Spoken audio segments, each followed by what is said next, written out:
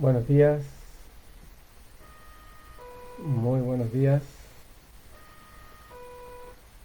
Lo que pasa es que uno está desde la casa.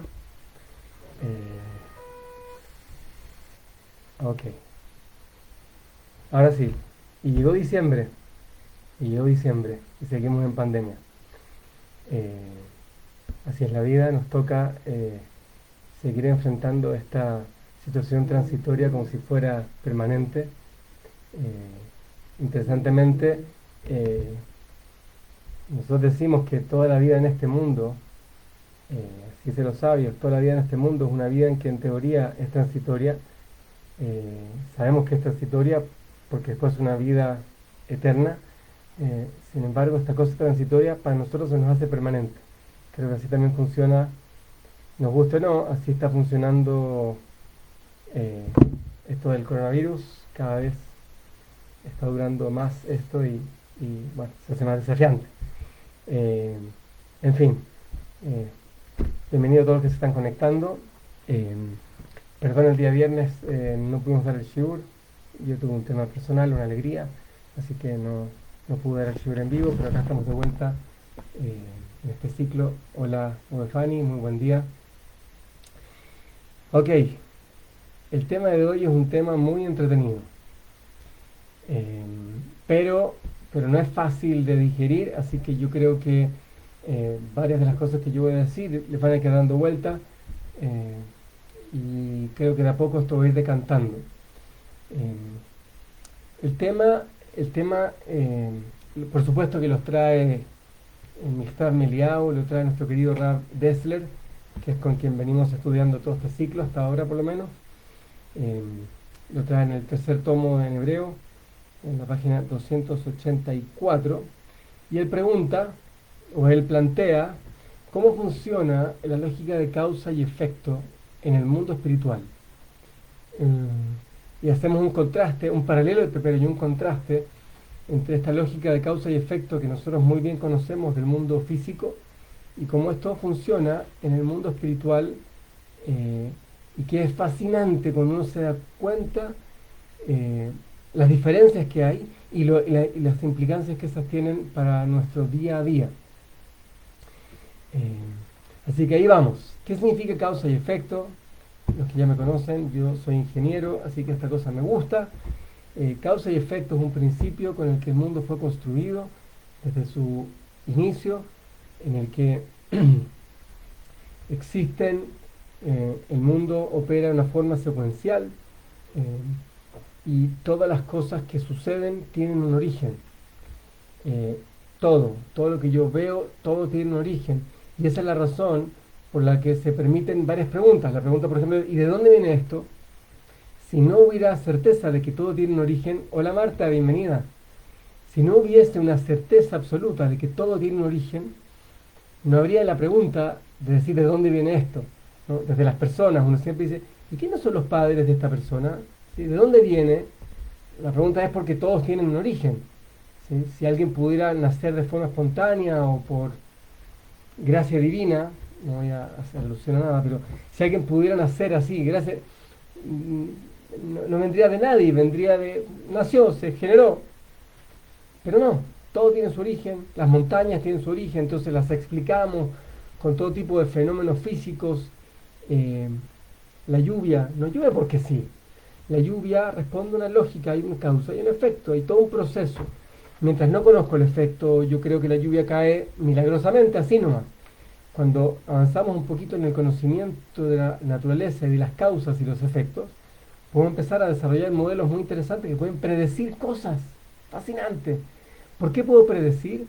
Porque el mundo es predecible, porque el mundo opera bajo la lógica de causa y efecto. Y eso es cierto, es muy cierto en el mundo físico. Eh, y nuestra vida, el 99% de nuestra vida gira en torno a eso, a que existe una temporalidad y existe una sucesión de eventos, causa y efecto. Trabajamos así, cocinamos así. Yo sé que si mezclo harina, agua, azúcar, sale algo muy rico al final. Sé que si sigo las instrucciones las cosas salen bien. esa lógica es la lógica del mundo físico. Pero ¿será así también la lógica del mundo espiritual? Esa es la pregunta del capítulo de hoy. ¿Funcionará así la lógica del camino espiritual? Y si es así, ¿cómo? Y si no es así, ¿cómo y por qué? Entonces, hemos venido insinuando en las semanas anteriores que Dios, cuando creó el mundo, Dios se ocultó. Y ese ocultamiento genera todo tipo de imperfecciones en la creación. Así está la cábala, esta idea del tzimtzum, Dios se contrajo. Dios, la verdad divina es tan impresionante, tan aplastadora, que la única manera de que el ser humano exista es que, hola Jaime, bienvenido. La única forma de que el ser humano exista, que tenga razón y espacio para existir, es que Dios de alguna forma le haga espacio, le haga lugar. Y al hacernos Dios lugar en este mundo, Dios generó un espacio imperfecto en el mundo. Y es ahí donde nace el hombre. Nosotros fuimos depositados en este espacio en que Dios se comprimió, este espacio que está lleno de imperfecciones, y el hombre fue puesto ahí, en la mitad de esta selva, para trabajarse a sí mismo y trabajar el mundo, la humanidad, y llevar a que la humanidad lo reconozca a él. Eso es lo que dijimos un par de veces en las clases anteriores. Ahora, este ocultamiento de Dios no fue más que la condición previa para que Dios se pueda revelar, ¿no es cierto? Dijimos, queremos que Dios se revele a través del hombre. El hombre tiene que ser el que lo revela. Entonces Dios se ocultó para que el hombre lo pueda revelar. Fíjense mi lenguaje. Dios se oculta para que exista la revelación. De ahí trae Rav Dessler y dice, podemos entender que el ocultamiento es la causa y el efecto esperado o deseado es la revelación de Dios. Cuando Dios se oculta, Dios de alguna forma nos está empujando a que lo busquemos a Él, hagamos tefilá y reconozcamos que las cosas vienen de Él y de pronto las cosas caen. El ocultamiento es la condición previa, la causa a la revelación. Así uno podría pensarlo, que así funciona el mundo espiritual igual que el mundo físico. A implica B, causa-efecto. Causa-efecto, bueno, hay una causa, Dios se esconde para que exista la revelación, para que nosotros lo encontremos a partir de ese ocultamiento, a partir de esas situaciones difíciles de la vida, nosotros logremos revelar a Dios. Así podríamos haberlo entendido. Sin embargo, dice Rav Dessler, esto no es así. No es así. Y para entenderlo, él trae un ejemplo de una historia bastante conocida de la Torá. La Torá dice así. La Torá cuenta cómo fue la salida del pueblo judío de Egipto. Entonces estaba Moshe, estaba pastoreando, ¿no es cierto? Dios se le aparece en una zarza ardiente y le dice, Moshe, tú eres el designado para liberar a tu pueblo de la esclavitud de Egipto.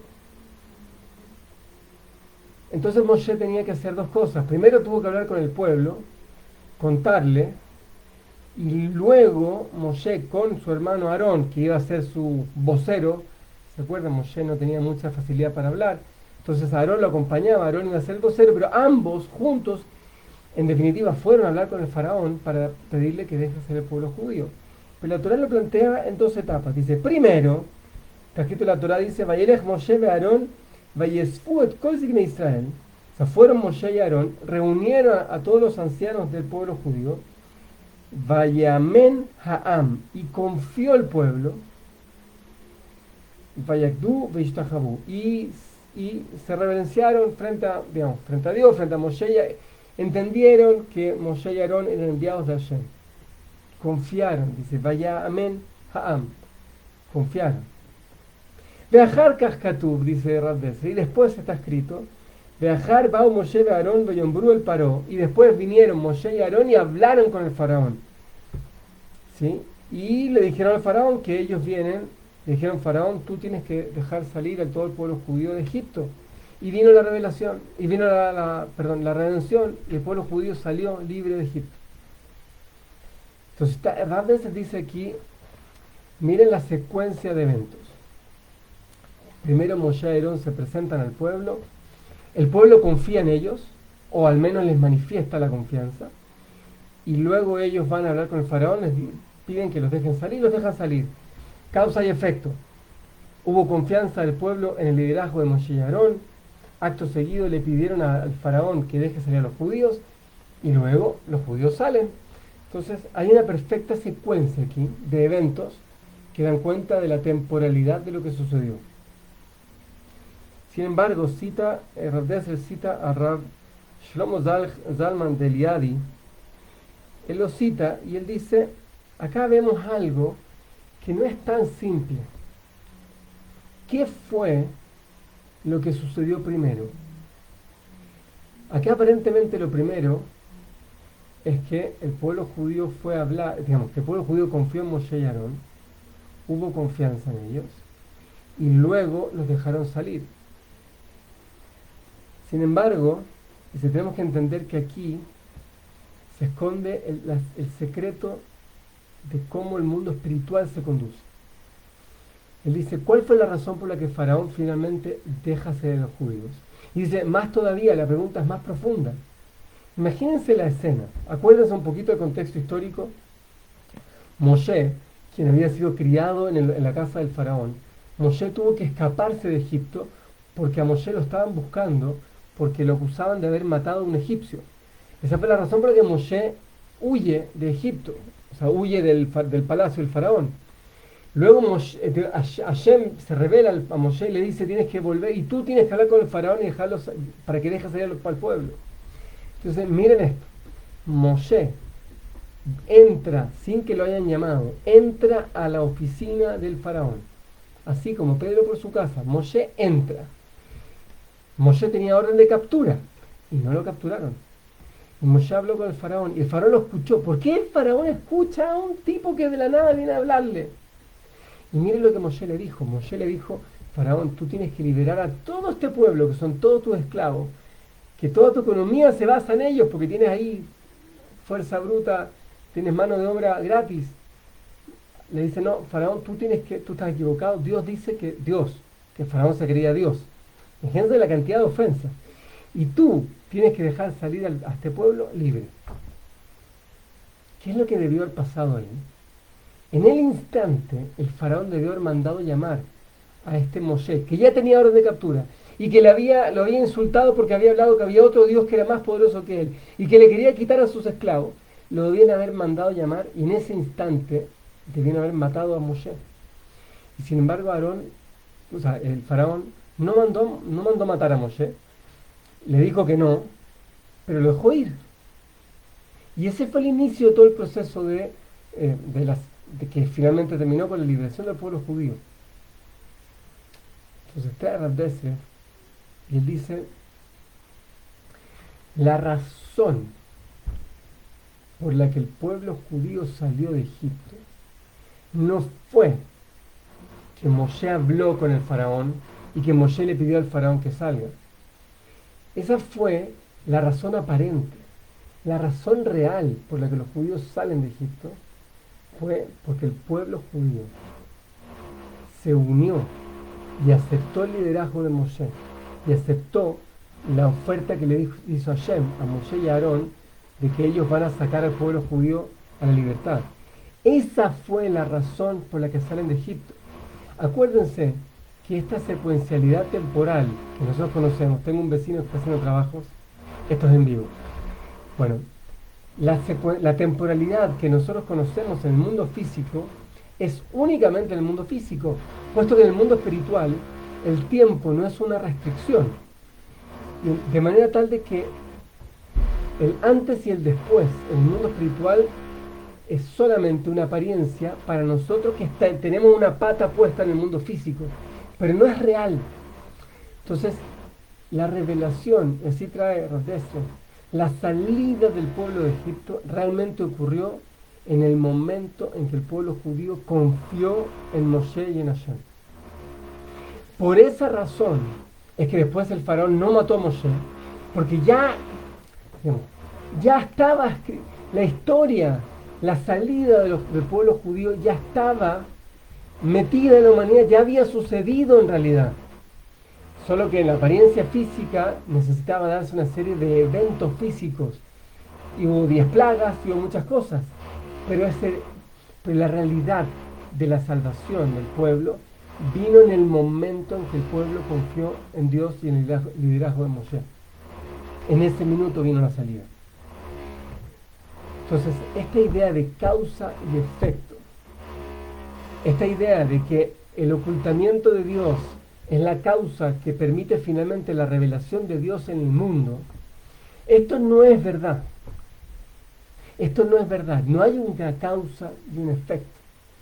Porque el efecto de la revelación de Dios está mezclado con el ocultamiento.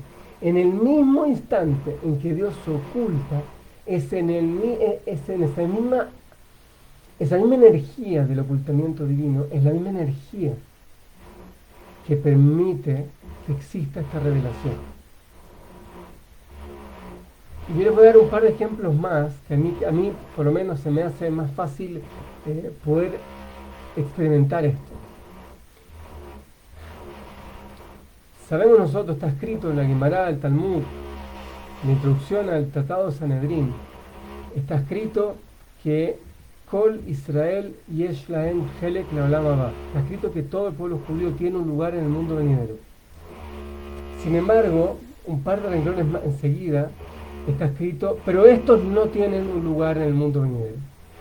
Preguntan los sabios, dicen, el Olam Haba, el mundo venidero, no puedes decir, primero me dices que todo, Kol Israel, todo el pueblo judío tiene un lugar en el mundo venidero, y después me dices que estos no tienen un lugar. Si me dijiste Kol, todos, todos es todos. No puedes decir todos, pero estos no. Entonces no eran todos, eran algunos. Eran muchos, pero no eran todos. ¿Cómo me dijiste todos tienen un lugar? Y vos luego me dices que no todos. La respuesta que hay los sabios es la siguiente. Cuando los sabios están diciendo que todo el pueblo judío tiene un lugar en el mundo venidero, se refiere a Kol Israel. Y el Rambam, Maimónides, cuando él define la esencia, los principios, digamos, los ikarim, los fundamentos de un judío, ahí Maimónides lista en esos fundamentos, dice, uno de los 13 principios que tiene que tener todo yudí es la creencia y la aceptación de que existe, aparte de Dios, pero que existe un mundo venidero. Si uno junta estas dos ideas, por un lado que Maimónides dice que un judío realmente tiene que entender y tiene que asimilar la existencia de este mundo venidero, y por otro lado que dice que todo Israel tiene un lugar en el mundo venidero, pero estos no, la respuesta a esta aparente contradicción es la siguiente. Aquellas personas que realmente, más allá de que sean espiritualmente, sean judías, pero aquellas personas que son dignas de ser llamados Israel, que de alguna manera están avalando estos 13 principios que definió Maimónides como la esencia del judío, aquellos que abrazan esos conceptos, ellos tienen asegurado el mundo venidero. Los otros judíos incluso, pero que no abrazan esta idea del mundo venidero, no lo tienen asegurado. No significa que no lo tienen, pero no lo tienen asegurado. ¿Y cómo se entiende esto? ¿Por qué uno tiene asegurado y otro no? Espérate, y asegurado, incluso independiente de cómo te comportas. Porque eso es lo impresionante. Está diciendo, el solo hecho de que eres un Israel, tienes asegurado el mundo venidero. No dijo ahí que tienes que ser un tzadik. Dice, todos tienen asegurado. Los comentaristas explican que a pesar de que el mundo venidero es visto como una sola cosa, dentro del mundo venidero tenemos distintas posiciones, expresado en términos más humanos. Yo puedo estar en el palco en primera fila, o puedo estar atrás, en la última fila del teatro, o puedo estar incluso en el pasillo. Estoy en el teatro, pero estoy en el pasillo afuera de la sala. Existen muchas formas de estar en el Olam Haba. Cualquiera ya es buena. Ahora, hay mejores que otras, pero cualquiera es buena. El hecho de que todos tenemos nuestra entrada al mundo venidero está asegurado si es que tú eres un Israel. Dicen los sabios así. ¿Por qué todo el que es Israel tiene asegurado el mundo venidero y el que no es Israel, el que no abraza estos 13 principios, no lo tiene? Dice, la razón es muy simple. Aquella persona que abraza la idea del mundo venidero, que vive su vida y que entiende, acepta que la vida no termina a los 120 cuando yo estoy bajo tierra, no termina ahí, porque mi alma trasciende. Y mi alma va a tener un momento posterior en que voy a poder estar de alguna manera conectado con todo el resto de mis seres queridos y con Dios mismo. Voy a poder estar conectado en esa otra realidad. Cuando yo vivo hoy, cuando hoy yo abrazo ese concepto y vivo de acuerdo a ese concepto, entonces yo en este instante ya estoy viviendo el mundo venidero. El solo hecho de que yo lo abrace, como el mundo espiritual no tiene antes y después. Entonces, en el instante en que yo tengo fe en ese mundo venidero, en ese instante me lo gané. Porque en ese instante yo lo creé, existe. Para mí es real. Y espiritualmente es real. En consecuencia, yo ya estoy adentro. Porque yo ya lo creé. En el momento en que yo ya lo acepté, en esta vida, dentro de estos 120 años, yo ya estoy en ese mundo.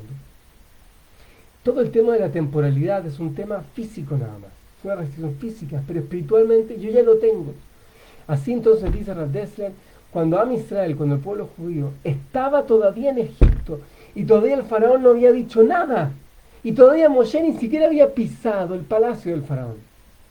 Pero en el momento en que el pueblo judío le dijo a Moshe, nosotros confiamos en que tú nos vas a poder sacar de acá. Tú vas a hablar con el faraón y Dios nos va a sacar de acá. En ese instante, ellos salieron de Egipto. Solo que físicamente se produjo años después, pasaron muchas cosas, pero fue espiritualmente, fue en ese instante que la causa y el efecto coincidieron en el tiempo. La temporalidad, vemos acá, la temporalidad de causa y efecto es solo una ilusión física, producto de que nuestro cuerpo vive en este mundo que obedece a ese causa y efecto.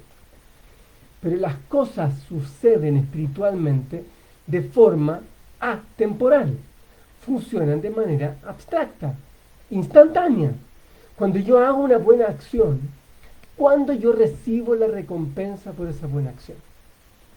¿Cuándo la recibo?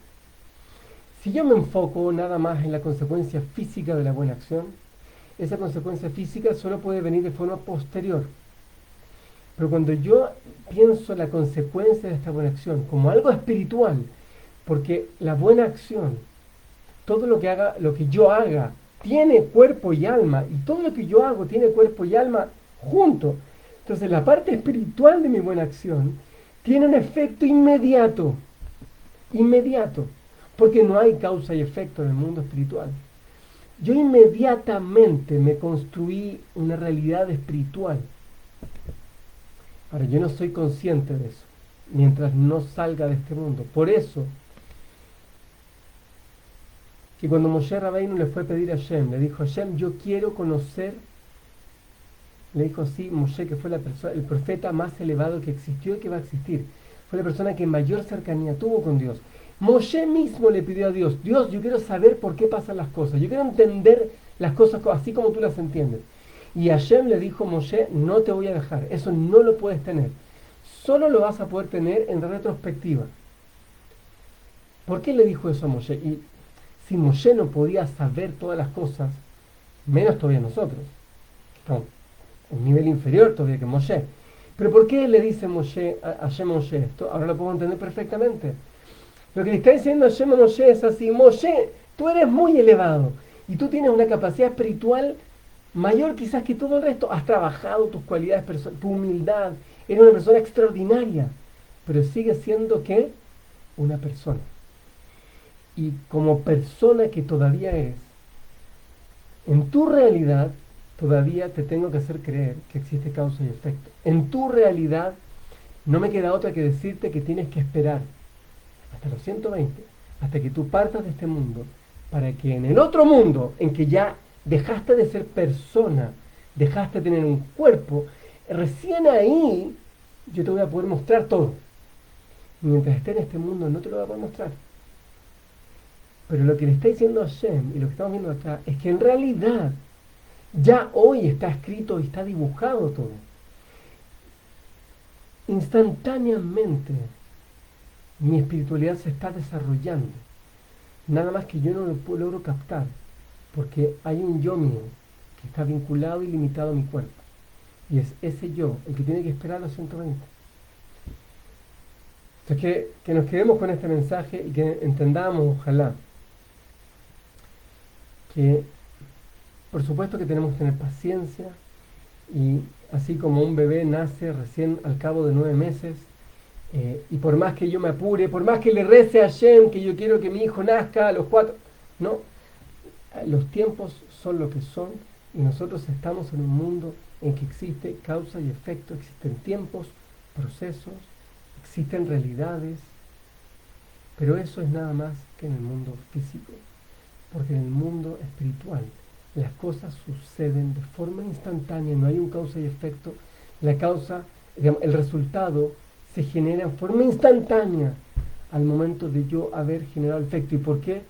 Porque la realidad espiritual se genera tan solo con el momento en que yo manifiesto en dónde realmente está mi corazón, en dónde realmente está mi cabeza. Y eso es muy potente, porque si lo aplicamos a nuestra vida personal, mi amor por mis hijos, por mi familia, mi amor por el prójimo, va más allá de lo que el otro quiera recibir o no. El solo hecho que yo lo ame, que yo quiera construir un vínculo con él, desde el punto de vista espiritual, ya lo logró.